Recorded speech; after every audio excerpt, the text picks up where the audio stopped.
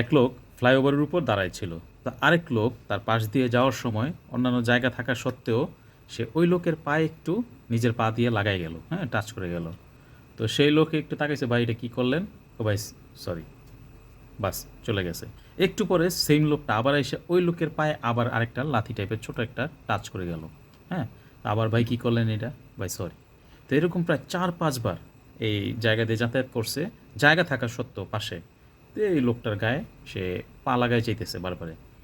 তখন ওই লোক খুব বিরক্ত হয়ে গেল যে, ভাই বারবার এই কাজটাই করতেছেন কেন? আপনার তো আরও জায়গা আছে, আপনি সেখান দিয়ে যান। তখন ওই লোক বলছে, মিয়া সরি বলছি না, ভুল করছি, সরি বলছি, শেষ।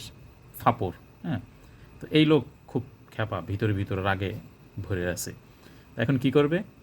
এই লোকটা আবার আসতেছে, ওই যে লাথি দিয়ে গেছে সেই লোকটা আবার আসছে।